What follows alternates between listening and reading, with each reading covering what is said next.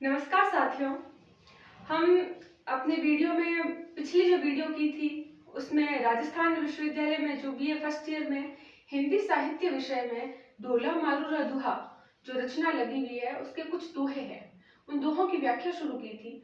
उसमें पिछली वीडियो में हमने 3 दोहों की व्याख्या की थी। अब हम इस वीडियो में आगे के 3 दोहों की व्याख्या करेंगे। तो इन दोहों से पहले हमने जैसे आपको उसके अंदर ढोला मारू की कथा सुनाई थी कि जो ढोला के पिता है नरवर के राजा नल और मारवाड़ी के जो पिता है पिंगल के राजा और रानी, ये सब जो है वो नरवर प्रदेश आते हैं। और उस नरवर प्रदेश में जब उन दोनों के ढोला और मारवाड़ी की विवाह की बात चलती है और उनका विवाह करवा दिया जाता है, उसके बाद पिंगल में जो अकाल पड़ा था उसकी स्थिति वापस सुधर जाने के बाद में पिंगल के राजा मारवाड़ी को लेकर, वो बहुत छोटे होने के कारण यानी कि 1.5 वर्ष की ही होती है वो उस समय, तो उनको वापस ले जाते हैं। और वहां पर अब जो आगे के 3 दोहे लगे हुए उसमें हम देखेंगे कि मारवाड़ी जो है वो युवती हो गई है, पूर्ण यौवन को प्राप्त कर चुकी है। अब उसको स्वप्न में जो ढोला है वो ढोला दिखाई देते हैं और स्वप्न मात्र में ही देखने से उनको ढोला से प्रेम हो जाता है।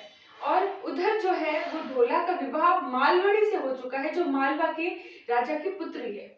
अब इधर मारवाड़ी को यह बात पता नहीं है और प्रेम हो गया है उसको स्वप्न मात्र में ढोला से, क्योंकि उसका विवाह बचपन में उससे हुआ था, ये मारवाड़ी को पता है। तो इस स्वप्न में देखने मात्र से ही जो प्रेम हुआ है, इससे सारी सखियां जो है तो वो सारी सखियां अचरज कर रही है। पहले दोहे में यही कहा गया है, मारुनु आखरी सखी आज सकाई उदास, काम चित्राम जो दिठमई रूप न भूले तास। अमहा मन अचरज भयउ सखियां आखई एम, तई अनदिठा सज्जना क्यों करी लग्गा प्रेम। जे जीवन तिन्हा तना तनही माही वसंत, धारई दूध पयो हरे बालक किम काढ़ंत। यानी कि मारुनु मतलब है मारवणी को, मारवणी को आखी मतलब अखी सखी यानी कि सभी सखियां जो है यह स्थिति देखकर क्या हो गई है कि अचरज में है कि आज का कई उदास, मतलब आज जो मारवणी है वो उदास क्यों है, कई मतलब क्यों उदास है।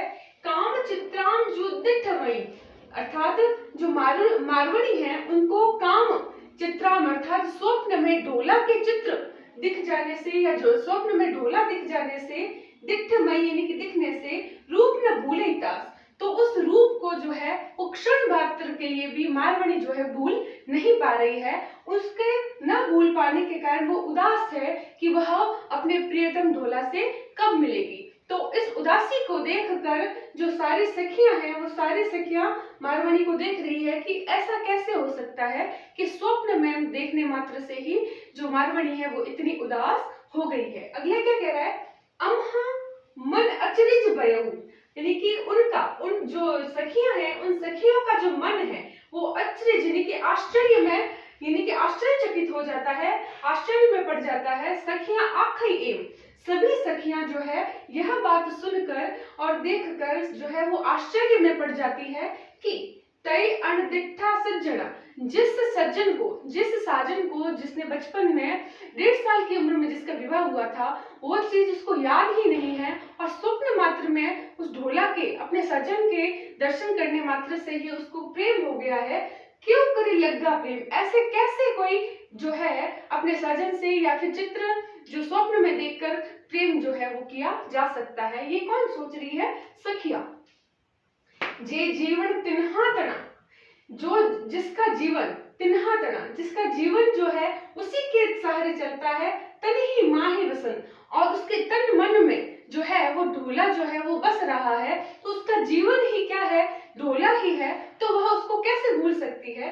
तो उदाहरण दिया है कवि ने कि धारई दूध पयो हरे, यानी कि दूध की जो धार है वो जिस प्रकार, पयो हरे मतलब है स्तन, जो माँ होती है जब माँ बालक को जन्म देती है और बालक के जन्म के बाद में स्वतः ही उसकी ममतामयी प्रेम के कारण उसके स्तन से दूध की धार निकल आती है, जो कि बालक किम काढ़ंत, जो बालक के प्रेम से ही जैसे वह दूध की धार निकल आती है, वैसे ही स्वतः ही उसका जो जीवन है, उसका जीवन की जो जो मारवाड़ी है उसका तन जो है, उस तन के हर एक अंग अंग में ढोला जो है उसका जीवन जो है उसके अंदर विराजमान है, तो वो उस बात को कैसे भूल सकती है। वो स्वप्न में भी अपने ढोला को पहचान जाती है, जो कि अचरज का कारण है सखियों के लिए। लेकिन यहाँ पे मारवाड़ी जो है वो पूर्ण रूप से सहमत है कि यह मेरे पति जो ढोला है, वह ढोला मेरे तन मन में बसे हुए हैं, वो मुझसे कब मिलने आएंगे उसकी प्रतीक्षा में।